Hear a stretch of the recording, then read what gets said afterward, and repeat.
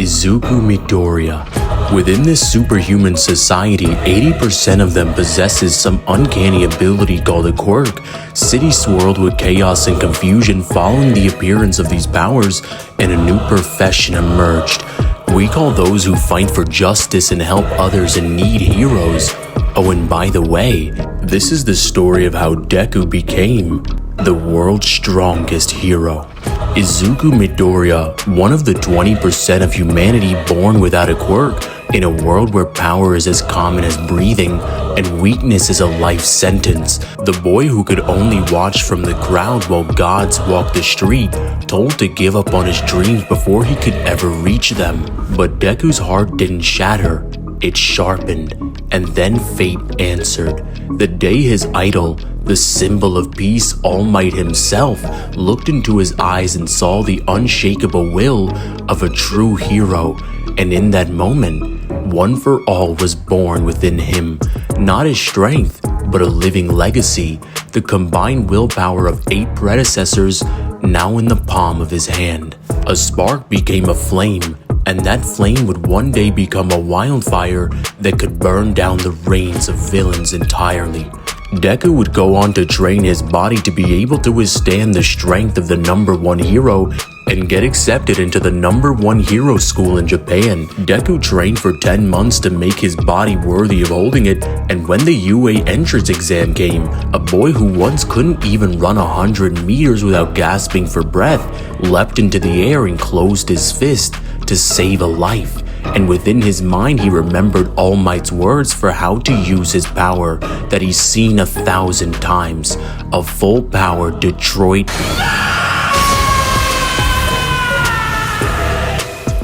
Deku was able to shatter a 0-point robot with a single punch, with the force equivalent to collapsing a city block, breaking every bone in his arm, but proving one thing, that this is the birth of a hero. His early control of One for All was measured in percentages. At 5%, he was already matching pro heroes' speed and strength, blitzing across rooftops and dodging gunfire, and delivering blows that could crater the pavement. But then came Muscular, a villain whose quirks stacked layers of muscle fibers on top of his body until he was a walking tank. At full power, Muscular could obliterate concrete walls, tear apart steel, and overwhelm heroes with sheer brute strength. Deku should have lost at 5%. He couldn't match Muscular's output, but when Koda's life was on the line, something inside him ignited. He pushed beyond his limits, using One for All at 1,000,000%.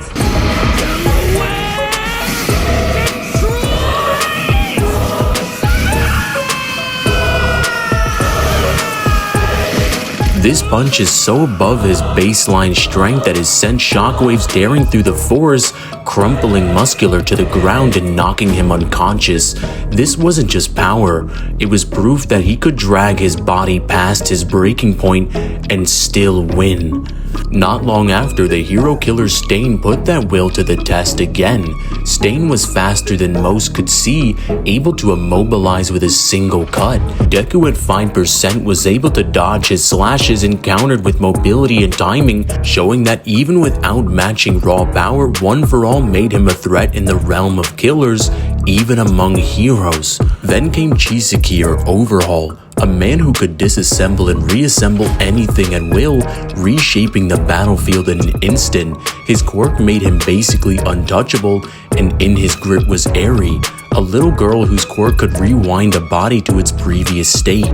And since Deku's body can't handle his full strength, the cards played out just right. In this fight, Deku became something else entirely. With Eri rewinding his body as he fought, he could unleash One for All at 100% full cowling without tearing himself apart. Every strike cracked the sky. Overhaul's towering fused monstrosity, made of muscles, debris, and twisted quirk energy, was ripped apart by a storm of blows. At 100%, Deku's output rivaled All Might at full strength, who's capable of producing enough energy to shatter city blocks with a single hit. With All Might even in the beginning having weights on his arms that are half his body weight and suppressing his strength, was able to send a shockwave through an entire city block block with a single punch. By the end, Overhaul lay broken in the ruins of his own arrogance, and Eri had been saved. But this wasn't just another victory for Deku. This was proof that Deku could wield One For All at its peak. After the Paranormal Liberation War, Deku became a ghost, with Shigaraki and All For One hunting him. Staying at UA meant endangering everyone he cared about, so he vanished, moving city to city, fighting villains in the rain and shadows, keeping his quirk active for weeks without rest. Lady Nagant, the nation's deadliest sniper, a former pro hero whose bullets bent through the air like hunting falcons. At 45% full cowling with Faji in charge, Deku blitzed her across multiple rooftops in a torrential storm, dodging hypersonic rounds that could punch through steel, calculating trajectories mid-fight, and closing the distance faster than she could even reload. The fight ended with Black Whip coiling around her mid-air, showing the difference between a sniper and a hero. The final war was a combination of every lesson, every scar. Shigaraki, fused with All For One, had durability and regeneration on par with All Might at his strongest, plus decay that could wipe entire cities in seconds.